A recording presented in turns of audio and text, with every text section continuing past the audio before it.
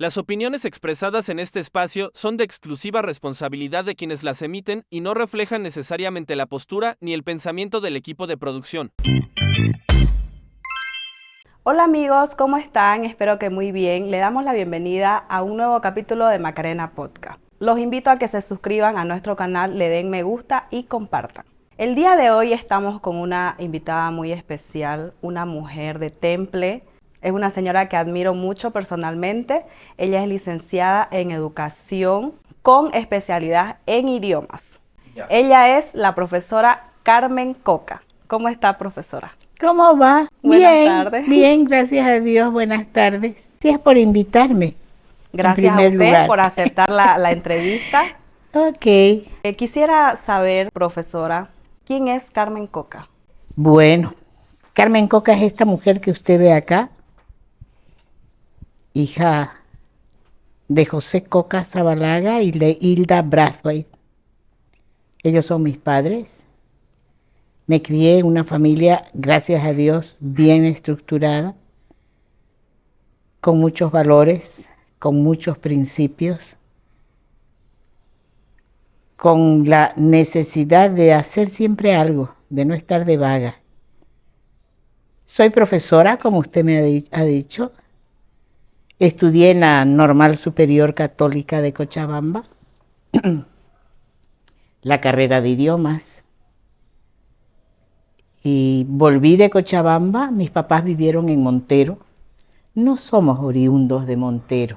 ¿De dónde son oriundos? En realidad de todas partes, porque mi papá era militar. Entonces a los militares los cambian de destino. Entonces con tan bello motivo usted se va a reír. Pero mi hermano mayor es paceño, yo soy cruceña. Los dos que me siguen son orureños. El otro es de un pueblo de Santa Cruz. Y los dos últimos son montereños, ya cuando mis padres se establecieron en Montero. Son 6 hermanos. 7. 7 7. Éramos. eran. Mi hermana Zulema murió el 2009. Entonces nosotros llegamos a Montero, mejor dicho, al Ranger, que se llamaba Manchego. Entonces mi papá llega al Manchego como militar. Eso está en Montero. Adelante de Montero, bien. inclusive un poquito más allá de Guavira. Conozco. Y de ahí papá recibe la invitación de la Corporación Boliviana de Fomento para trabajar en inmigraciones internas, la apertura de sendas. Entonces papá deja las Fuerzas Armadas y se dedica a la inmigración interna. Y entonces al mando de una tropa de soldados, empieza a trabajar para el país en realidad. Papá abrió, qué sé yo, la senda que va a Caranda, la senda que va a Minero, o sea, es senda, porque es abrir senda. Otros ya se encargan de hacer el camino, la carretera. Y viajó por todo el país, en realidad. Él conoció palmo a palmo el Beni, Reyes y todos esos pueblos abriendo sendas y caminos. La última senda que abrió fue la carretera nueva a Cochabamba. Entonces él vivía de bota y el resultado fue que por su trabajo se enfermó de unos hongos en sus piecitos y sus piernitas. De esa manera tuvo que dejar de trabajar, pero tampoco se quedó en casa. Empezó a trabajar como contador de la Asociación de Cañeros en Montero, porque papá era una persona muy, muy preparada, muy lector. Intelectual. Un intelectual bárbaro, con un carácter, carácter muy firme, muy, muy fuerte, de principios recontrasólidos, y nos crió un poquito con mucha dureza. ¿Qué recuerda de su infancia, profesora? Íbamos a pueblos, al campo, a fin de año. Y yo siempre fui muy inútil. ¿Por qué inútil? Y porque nací con un problema en las rodillas que no me permitía, por ejemplo, subir a un árbol. ¿Ya? No me permitía, por ejemplo, ponerme cazuelita para jugar macuca. ¿Usted sabe lo que es la macuca? No. Con las bolitas, pam, pam, y se levantan las bolitas y se las pone a la mano. Juegos de antes. Juegos de antes, fantástico era jugar macuca. Y entonces yo, cuando íbamos al campo, mi papá me subía al árbol y me quedaba sentada en el árbol mirando todo lo que los demás jugaban y subían al árbol y bajaban porque yo no podía hacerlo. Pero ¿era usted consciente de eso? Porque le dolía, tenía dolor. No podía directamente. Después, ya grande, cuando me hice ver, me dijeron que se llama rótula fluctuante. La rótula pequeña, donde hace esto ancho, entonces se me salía mi rodilla. Cuando yo quería obligarle a mi rodilla a hacer algo, se salía y me caía y se hinchaba y me la jalaban y sonaba crack y me vendaban. Y yo seguía mi vida igual. Qué sé yo, me gustaba declamar. A los 8 años en el Holy Cross College, un colegio fantástico que era manejado por hermanas Merinol en Montero. Yo tenía que sí o sí todos los actos cívicos declamar, ¿no?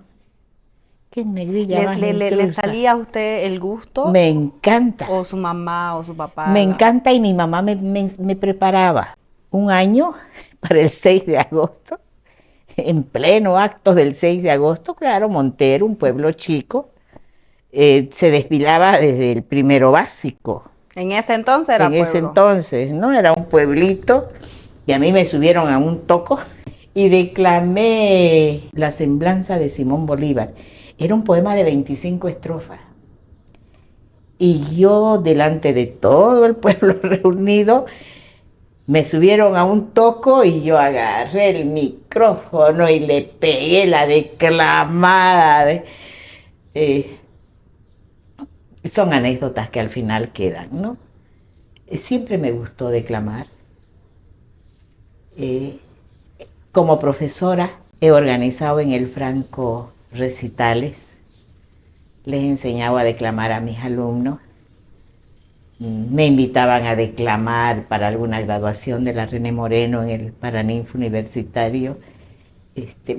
Me gusta mucho el teatro y me gusta mucho la poesía.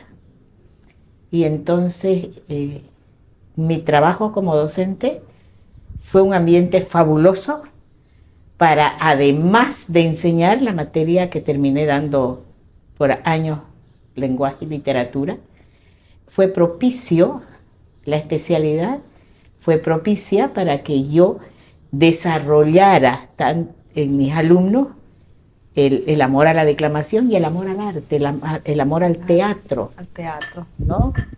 Y siempre hice teatro en Montero, donde empecé a trabajar, hice teatro en Fe y Alegría, aquí. ¿Qué edad tenía usted cuando terminó el colegio? 16 años. Jovencita. Sí, porque papá era tan fregado que a mi hermano mayor y a mí nos puso a primero básico de 5 años.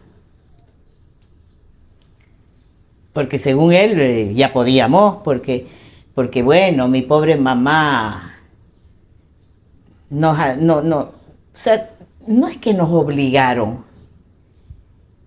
pero el ambiente en casa era de leer, era un ambiente de lectura, era un ambiente de estudio, era un ambiente de escritura, y yo ni hablaba bien. Para entrar a primero básico de 5 años, yo no hablaba bien, era lenguachuta. Y un colega, un camarada le dijo a mi padre, en ese tiempo no había fonoaudiólogo, nada de lo que hay ahora. Y un militar, colega, camarada de mi padre, le dijo, ¿no tendrá frenillo la negrita? Y mi padre me llevó al médico y el médico, tic, me cortó. ¿Pa' qué la desgracia? Empecé a hablar hasta por los codos. Y decía mi papá, ¿en qué hora le hicimos cortar el frenillo a Carmen? Porque ahora sí que no nos va a dejar vivir con esa lengüita que tiene, ¿no? Siempre muy hablanchina, lamentablemente, muy hablanchina. Y muy conflictiva también, ¿no? ¿Por qué conflictiva? Porque si la gente decía, yo necesariamente me veía obligada a decirme,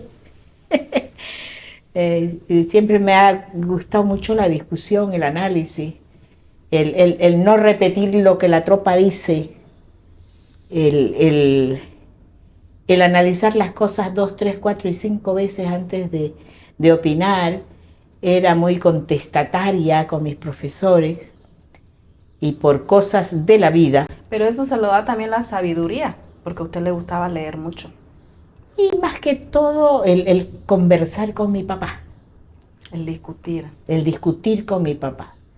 Era la manera en que me comunicaba con mi papá. Una vez mi papá me dijo, los dos bajo este techo no podemos vivir. Y yo le dije, don José Coca verá dónde se va porque yo no tengo dónde irme. Así le dijo. Así le contesté. Porque luego salí profesional de la Normal Superior Sede Sapiense de Cochabamba. De Cochabamba. ¿Cómo fue ese paso de dejar Montero, un pueblito, e irse a Cochabamba? ¿Qué a Cochabamba? A Sucre fue primero. A Sucre primero. Me fui primero. ¿Ahí qué estudia? Yo en Sucre estudio idiomas también, pero entro a la San Javier y estudio bioquímica. Pero nunca dejé de estudiar idiomas, porque yo siento una pasión aparte por los idiomas, ¿no? Lo que pasó, no pasó nada, ¿sabe? Yo ahora veo que la gente se hace problema por todo y por nada. Mire usted, yo tenía 16 años, vamos, digamos que 17, aunque los 17 los cumplí ya en la universidad. Claro. Nunca había ido a ninguna parte. Había vivido en La Paz, había vivido en Cochabamba, en los lugares que usted quiera, pero con papá, mamá y la familia. Pero fue simple, salí bachiller y mis padres siempre hablaban y decidían las cosas entre ellos. Y bueno, llegó el mes de enero y yo no había cumplido 17 años y mi papá me dijo, mi hijita se va a ir a estudiar a Sucre. Decisión de su padre. Y de mi madre, porque ellos siempre tomaron decisiones de común acuerdo. Y lo que usted quiera, usted va a ir, se va a inscribir a los dos lugares, a la normal y a la universidad.